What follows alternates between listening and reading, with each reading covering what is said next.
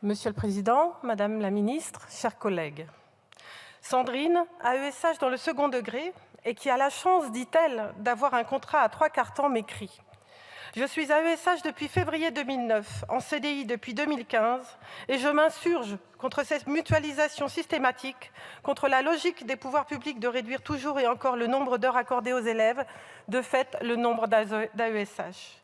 Toujours et encore plus de précarité et une forme de maltraitance des élèves et des accompagnants. » Ce devrait être pour Sandrine, Valérie et tous les AESH du pays que nous étudions cette proposition de loi ce soir. Mais en réalité, non seulement elle n'améliore en rien leurs conditions de travail, mais son objectif de simplifier leur mode de rémunération n'est pas atteint. Après cette réforme, l'État prendra en charge l'accompagnement sur les temps scolaires et les temps méridiens, mais les collectivités continueront à prendre en charge l'accompagnement sur le reste des temps périscolaires, soit la garderie du matin et du soir. Les personnels administratifs en charge des salaires vont donc s'adapter, je n'en doute pas, mais le but de cette proposition de loi était d'obtenir un employeur unique pour les AESH et c'est raté.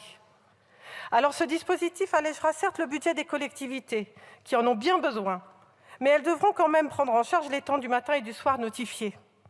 Il eût fallu aller au bout de la démarche et indiquer la prise en charge des AESH par l'État sur tous les temps expressément spécifiés sur les notifications de la MDPH.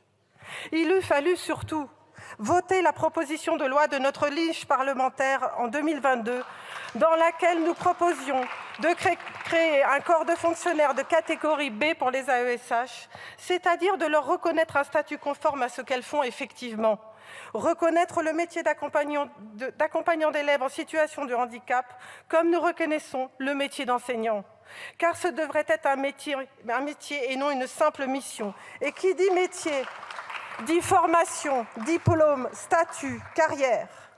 Mais vous, macronistes, républicains et Rassemblement national, avez vidé le texte de sa substance. Vous auriez pu créer un beau métier d'intérêt public. Vous auriez pu instaurer un temps complet de 24 heures semaine en reconnaissant le travail invisible de préparation, les réunions, la formation. Vous auriez pu améliorer l'attractivité du métier d'AESH et par là même l'accompagnement des élèves en situation de handicap. Mais vous ne l'avez pas fait. Actuellement, les AESH ont un statut précaire à temps partiel imposé.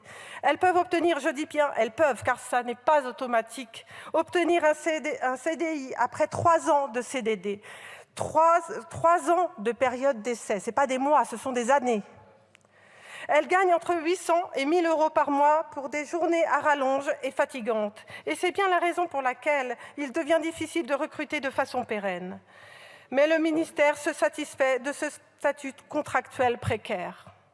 Nous craignons également qu'avec cette réforme, certaines AESH voient leur salaire baisser, car mieux rémunérés par les collectivités que par l'État.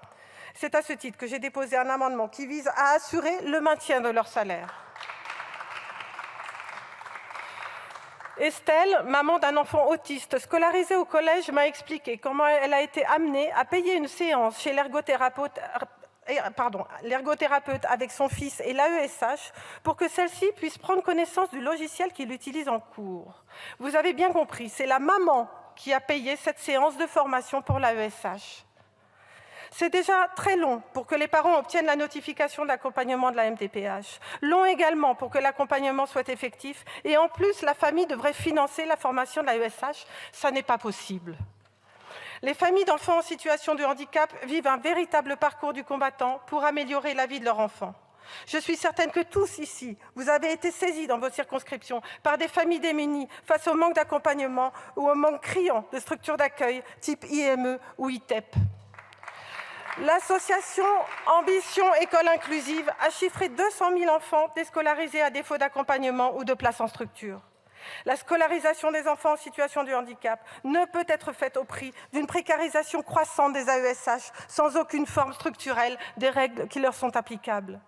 Je le répète donc, cette proposition de loi n'est pas à la hauteur de ce qu'il convient de faire pour les AESH, pour les élèves en situation de handicap, pour leurs familles et par conséquent pour l'intérêt de tous. Car l'inclusion à l'école, c'est aussi l'apprentissage pour tous les élèves, de l'empathie et de l'acceptation de l'autre dans sa différence. L'école inclusive est d'intérêt général et pourtant vous refusez d'offrir un statut à la deuxième profession de l'éducation nationale. Nous devons faire mieux.